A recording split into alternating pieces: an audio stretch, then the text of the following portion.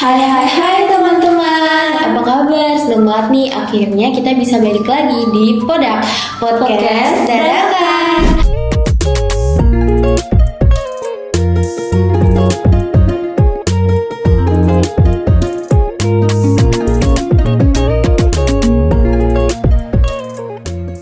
Yang selalu nemenin kalian di waktu santai. Aku Vira, di sini bareng partner aku yang super asik banget dan gak pernah kehabisan ide, Laura. Hai teman-teman, kembali lagi bareng aku, Laura. Kali ini topiknya penting banget nih, apalagi zaman sekarang itu serba digital ya. Kita bakal ngobrol soal dunia maya, dunia nyata menghadapi fake news dan cyberbullying. Bener banget Laura, dunia maya itu tuh kayak bisa bermata dua, bisa memberikan banyak manfaat tapi juga punya sisi gelapnya. Nah, hari ini kebetulan banget kita bakal ngobrol bareng Kariska, mahasiswa dari Universitas Mercu Buana yang juga aktif di komunitas literasi digital. Nah, Kariska, selamat datang di podcast kami. Hai Kira dan Laura, terima kasih sudah mengundang aku. Senang banget bisa berbagi di sini. Wah Kariska, seru banget nih bisa ngobrol sama kamu. Aku yakin obrolan ini bakalan seru, informatif, dan pastinya bikin kita semua lebih paham soal topik yang penting banget buat generasi kita. Gak sabar buat mulai, yuk kita gas! Wah ini sih topik yang jujur aku juga sering banget kepikiran. Dunia maya tuh kan bisa jadi tempat yang asik banget buat belajar, ketemu orang baru, atau sekedar hiburan doang. Tapi ya di balik itu semua pasti punya sisi gelapnya yang gak bisa kita abaikan. Kayak fake news sama cyberbullying yang makin marak belakangan ini. Nah Kariska, kamu kan aktif banget nih di komunitas literasi digital. Pasti kamu punya insight yang lebih dalam soal ini kan? Jadi gimana nih pandangan kamu mengenai hal ini?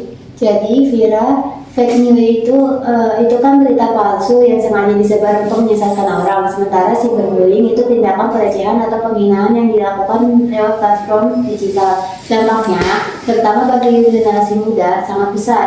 Orang yang menjadi korban bisa merasa terisolasi bahkan sampai mengalami depresi.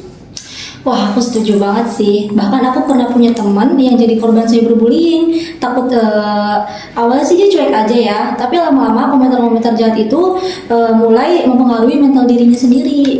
Dan kadang tuh kita sebagai teman jadi serba salah gak sih? Mau bantu tapi takut salah langkah, mau diem aja kok rasanya gak tega. Kira-kira kalau kita punya teman yang jadi korban cyberbullying gitu, apa sih langkah pertama yang bisa kita lakukan supaya kita tuh gak salah kaprah? Pertama-tama Vira, penting banget memberikan dukungan emosional. Korban cyberbullying sering merasa nggak ada yang peduli. Jadi kita harus hadir dan kasih tahu mereka kalau mereka nggak sendirian. Setelah itu, kita bisa bantu melaporkan akun-akun atau komentar negatif itu ke platform sosial media yang bersangkutan. Kalau perlu, bantu mereka cari dukungan profesional juga. Oh jadi gitu, aku setuju sih. Kadang hal-hal yang menurut kita kecil kayak cuma dengerin cerita dia aja, ternyata tuh buat mereka berharga banget ya. Itu tuh bikin aku sadar sebenarnya kita semua punya peran penting buat bikin dunia maya itu jadi tempat yang lebih baik. Wah, gak berasa nih pembahasan kita udah seru banget. Masuk ke selanjutnya, Kariska. Sekarang kita bakal bahas soal fake news deh. Aku sendiri sering banget ketemu berita yang isinya tuh jujur nggak masuk akal ya. Tapi banyak banget yang langsung percaya dan nyebarin gitu aja. Kenapa sih menurut kamu hal itu bisa terjadi?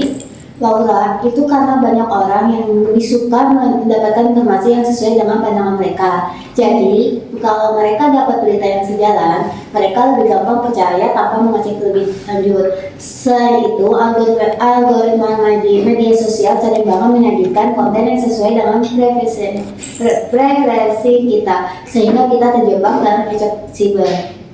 Ya ampun, itu relatable banget ya. Kadang aku sendiri juga pernah tergoda loh buat share berita cuman karena judulnya doang yang bikin penasaran. Tapi sekarang aku tuh jadi mikir kayaknya kita harus mulai lebih hati-hati lagi ya. Kalau menurut Kariska nih, ada nggak sih trik sederhana buat kita yang mungkin nggak terlalu paham sama yang namanya soal fact checking? Yang pertama Vira, sebelum share sesuatu, pastikan kita cek dulu sumber berita tersebut. Kalau bisa, cari referensi lain untuk membandingkan kebenarannya. Jangan terburu-buru penyebar. Kita juga bisa manfaatin situs fact checking yang banyak tersedia di internet buat memverifikasi berita. Oh gitu ya. Jadi kita harus filter, jangan sampai ikut-ikutan sebar berita yang gak jelas. Yaps, betul banget Laura. Kita semua harus jadi filter informasi yang bertanggung jawab. Nah, aku pengen banget nih nanya soal ini karena jujur aku juga sering dengar banyak orang yang bilang kayak gitu, kayak udahlah nggak usah dibawa perasaan. Tapi kan nggak semudah itu ya, apalagi buat mereka yang emang udah ngalamin dampaknya secara langsung gitu. Menurut kamu nih Kak, gimana sih cara kita bisa lebih paham dan support mereka? Itu mindset yang salah, Vira. Kita nggak bisa cuma bilang move on begitu saja, karena efek psikologis yang ditinggalkan bisa sangat dalam. Yang lebih penting adalah mereka memberikan ruang bagi korban untuk berbicara dan mendengarkan perasaan mereka. Terus ajak mereka untuk melapor dan mendapatkan dukungan bagi teman, keluarga maupun tenaga profesional.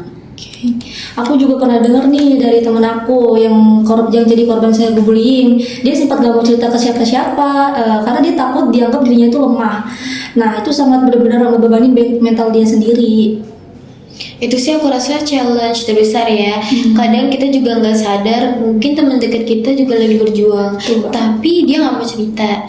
Nah kalau udah gitu, apa yang paling tepat buat kita lakuin supaya mereka tuh tahu kalau kita tuh ada buat mereka, Kak? Langkah pertama adalah buat mereka merasa nyaman dulu. Kasih tahu kalau kita ada buat mereka dan gak ada yang salah dengan meminta bantuan. Jangan pernah memaksa, tapi pastikan mereka tahu ada jalan keluar dan banyak orang yang siap membantu. Oh jadi gitu Kak, aku suka banget sih sama cara kakak menyampaikan solusinya. Jadi sebenarnya kita nggak perlu nunggu punya power besar atau jadi influencer dulu ya buat mulai kontribusinya. Mulainya tuh dari kebiasaan sehari-hari aja. Tapi kalau dari pengalaman kamu nih Kak, ada nggak sih contoh nyata yang pernah kamu lihat dan bisa jadi inspirasi buat kita semua? Kontribusi itu bisa datang dari hal sederhana. Misalnya, kita harus jadi pengguna digital yang lebih bijak, jangan memverifikasi berita sebelum membagikan. Kemudian, untuk cyberbullying, kita bisa mendukung teman-teman yang menjadi korban dan melaporkan perilaku negatif. Yang penting adalah membangun budaya digital yang sehat dan saling menghormati. Kalau aku sih ya, aku ngerasa kalau setiap orang mulai dari diri sendiri aja itu udah termasuk kontribusi yang besar. Mungkin emang gak langsung kelihatan, tapi pelan-pelan dia bakal nolak ke orang lain. Misalnya kalau dia nggak mudah percaya berita-berita hoax, atau orang lain juga bisa dapat berpikir dua kali. Aku sepakat banget sih sama Kak Rizka. Kalau semua orang punya mindset untuk peduli dan bertanggung jawab, perlahan tapi pasti efeknya pasti bakal terasa. Apalagi di generasi kita yang emang aktif banget di dunia maya. Tuh.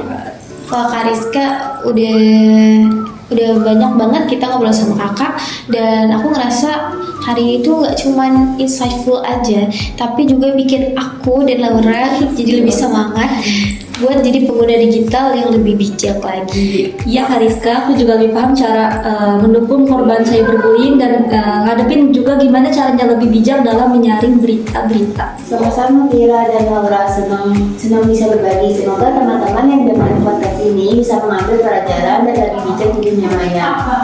Oke guys, itu dia episode kita hari ini. Aku harap obrolan ini bisa bikin kalian juga lebih peduli sama apa yang kalian konsumsi dan bagikan di dunia maya. Sampai jumpa di episode berikutnya ya.